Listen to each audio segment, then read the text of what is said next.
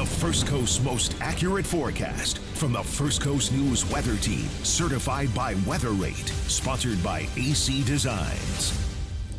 Hello, everyone. I am meteorologist Lee Southwick, joining you as we watch this nasty line of storms make its way across Alabama now and Tennessee. And this is the system that will be heading our way. Now, luckily for us, it's going to weaken some as it approaches our area, but not enough. And so, unfortunately, we do have a risk of severe weather tomorrow. So that's really what we're here to dive into, our risk of severe weather for Sunday. And by the way, if you have any questions, make sure to comment them on our Facebook live stream. I'll be able to watch that, and so I can answer some of your questions as they come in, or just say hello. Love to say hi to all of you. So this is the big picture setup. This is that front that's been moving across Mississippi and Louisiana. Unfortunately, tornadoes touched down and left damage in their path. We've had some awful pictures and videos coming out of Mississippi and Louisiana. And now it's moving through Alabama. All of those red polygons, those boxes, of course, those are tornado warnings. So right now it looks like one in between Montgomery and Birmingham. That's a tornado warning. There is a severe thunderstorm warning just north of Mobile. And then we also have a lot of flood alerts up with all of those green boxes. But look at that. It looks like that's an interesting polygon there in the middle, but 3 tornado warnings across Tennessee right now too. So this is north of Chattanooga. And then there's just widespread rain from Louisville to Cincinnati to Columbus. Back home, we are dry. It is a beautiful evening, if a bit breezy out there. Our sustained winds now sitting in the double digits, but we're talking 16 mile per hour winds sustained at Mayport, 17 at the airport. It's better than, honestly, when I was on air with you all at 6:30 p.m. when we saw sustained winds in the 20s. So they've backed off a little bit now after sunset. Our gusts, we still have a 31 mile per hour gust that was just clocked in St. Augustine. Other places still in the 20s. So it is a breezy to gusty evening out there. Overnight tonight, temperatures drop down into the 60s. And then as we head into tomorrow, that's when our rain chances start to increase. So already I see a lot of questions, and a lot of it is just about your certain areas, your counties, your towns, and what time. And so that's what we're about to get into now. So generally speaking, our weather impact alert is from 8 a.m. until 4 p.m. That does not mean that it's going to be raining on you during that entire time. That covers all of the First Coast. It's a line of storms that will move through. So it will arrive to places like Waycross 8:30 a.m. It won't arrive to places like St. Augustine until maybe 1:30 p.m. But the impact, widespread rain with severe storms possible. So please make sure that you have multiple ways to receive weather alerts, just in case there is a tornado warning. We really hope there are no tornado warnings, but if there are, you have to be able to receive that alert. Our First Coast News app is a great tool for that. It will send you that alert. NOAA weather radios. You can have alerts turned on your phones automatically. And please have a shelter plan, especially if you are out and about on your Sunday. If you're going somewhere, make sure that you have shelter nearby, a place where you can get inside and away from those storms. So let's talk about timing, okay? We're going to do this slowly. Those of you in Waycross, our northwestern areas, you are 8 to 8:30 a.m. Places like Lake City, 9 to 9:30. That also goes for Folkston, 9:30 to about 10 o'clock. Brunswick, you're going to be getting into the thick of things around 10, 10:30, 11. And that goes across Nassau County. So Yulee, Fernandina Beach, 11 a.m. And then that extends down through Baker Union and Bradford counties as well. For those of you in the Jacksonville metro area, it looks like lunchtime right now. That also means that for those of you heading to the Players, it could be 1 o'clock when these storms hit. So I know that they've moved the tee times around, moved everything up, trying to get people in or get the players in. But hopefully it's done. But right now it looks like about 1 o'clock for the Ponte Vedra area. You can see that also it cuts across Clay County, Keystone Heights, and then also moving into Putnam County around the lunch hour. It continues east. It moves through Palatka around 1 o'clock, St. Augustine around 1 1:30, and Palm Coast also entering your area around 1:30.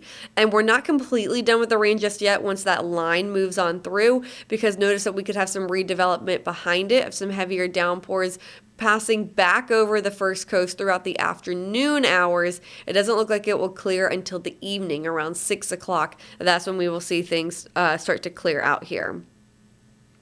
All right, so we have been highlighted under a level 2 threat by the Storm Prediction Center. You see that yellow, that's slight. You can see the legend at the top of your screen. So green is marginal, yellow is slight. That's a level 1 and 2 out of 5 when it comes to their severe weather risk. They say that we have wind gusts possibly 50 to 70 miles an hour. That's damaging wind. That's why we have this area highlighted. It's for wind. That's our number one concern. Winds of 50 to 70 miles an hour that can bring down tree limbs. It can cause power outages. We also can't rule out isolated tornadoes. We can't rule out hail. And of course, we're going to get that heavy rainfall, but we'll have to watch to see if it could lead to some localized flooding. I think low-lying areas, you could get a bit of localized flooding, but for most of us, the rain won't last long enough to create any significant flooding issues. So specifically for the wind, it's those same areas highlighted. Those of you in yellow, you have a 15% probability of having wind gusts at 58 plus miles an hour, and that is your damaging wind. Those of you in the brown color, that's a 5% probability. As for the tornado risk, those of you in brown, that's a 5% probability of a tornado spinning up. It's low, which is good, but it's not zero, which is bad. So that's why we're watching this very closely and why you all need to have a plan tomorrow, because we do have that probability of a tornado. As for the hail risk, our entire area, all of the First Coast, is under a 5% probability of seeing hail. So as mentioned, if you're going to the Players tomorrow, make sure you have a way to get inside by 1 p.m. Honestly, best if you just leave by then, and because you don't want to be on the road when these storms hit either, as these storms will be strong. I'm going to take this chance to quickly read through your questions. All right, Ashley asked about wind speed. So hopefully I answered that question, whether it was showing you the current wind speeds, because it's breezy out there right now, or the possibility that we could have 50 to 70 mile per hour winds tomorrow. Baker County, I hope you saw your timing. We can go back over that if you would like. But again, that's going to be before the lunch hour, late morning, that we'll start to see these storms roll through your area. Okay, a lot of this is asking about timing. Hopefully you all just tuned in as we talked through the timing of that as that line moves through. My son and his friends are going to Cumberland Island tomorrow. Love Cumberland Island. Beautiful. Not a good day to be out there. Where's the shelter? So if they can get back by, let's see, that timing was more like 11 a.m. It's got to be a morning trip. They got to be back in an area to shelter by 11 a.m. or else you don't want to be caught out in these storms out there. Kathy says her family lives in Alabama between Talladega and Montgomery. Kathy, I know that area well. I used to work for a news station in Montgomery. They are in great hands with their stations there, their teams there.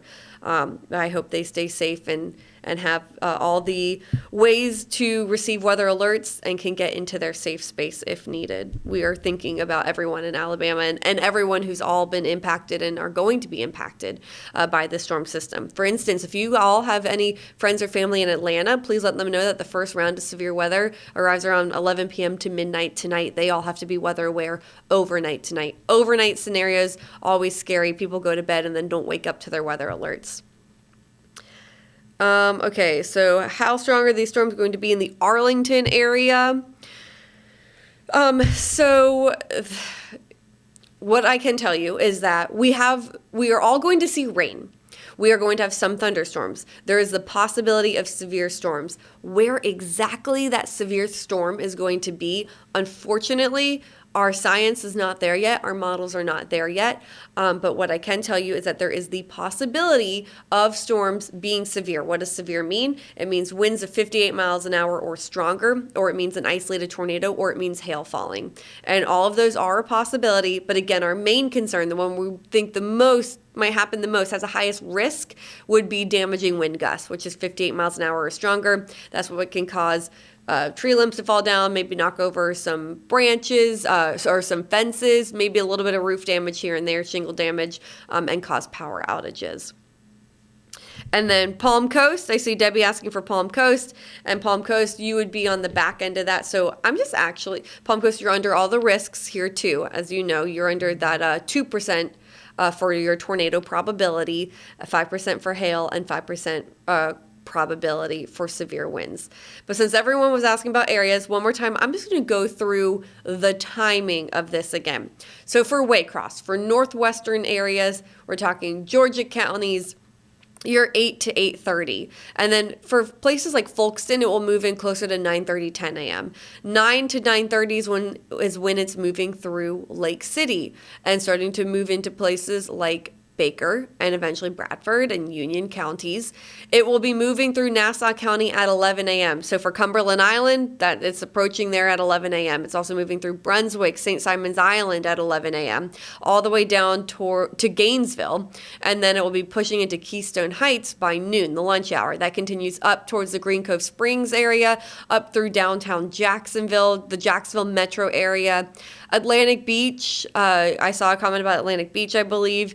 Same story. It's like 12 to 12:30. So around the lunch hour for the Jacksonville metro area, and then continuing all the way down towards Keystone Heights. And then as we move to 1 o'clock, notice that this is paused now at 1:30. It's already past Ponte Vedra. So for people going to the Players, I'm thinking 1 p.m. if this model holds.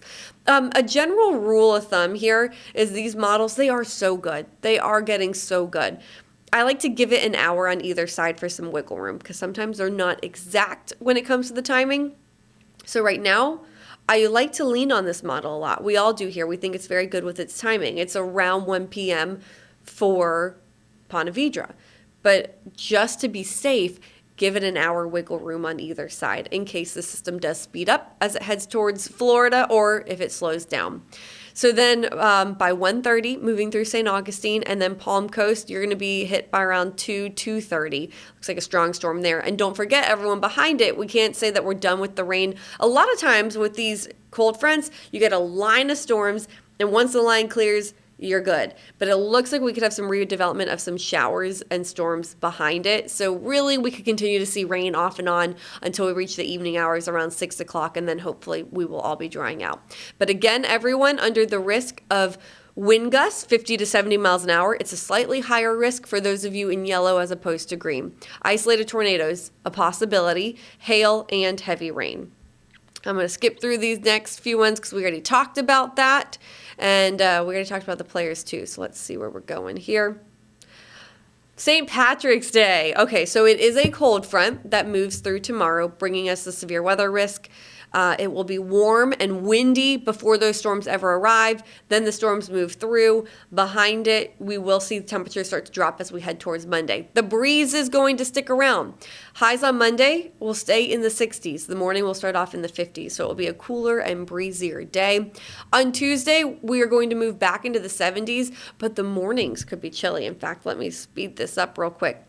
So this is your 7-day forecast. Notice that Tuesday and Wednesday morning, we could be in the 40s, but in the afternoon on Tuesday, we try to reach back to the low 70s, and we'll be near 80 on Wednesday. Then by Thursday, another front moves through. Now, I think this front is not as strong as the one moving through tomorrow. It will bring some showers, though, about a 30% coverage we're thinking right now.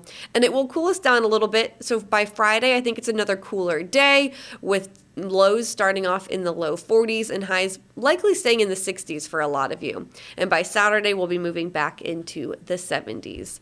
All right, so I don't see any new comments on Facebook, so hopefully I answered all of your questions about risks and timing. I will be back at 11 p.m. tonight, of course, to cover this for you on your television. And then Robert Spetta will be back in the morning. And Ross Muma is coming in as well to help cover that severe weather late morning into early afternoon. And I come back in the afternoon. So we are fully staffed here. We are watching it closely. You tuning in, you're doing the right thing. I just ask you to continue to stay weather aware, stay prepared, and we will keep you updated as this system gets closer. Stay safe and have a good night.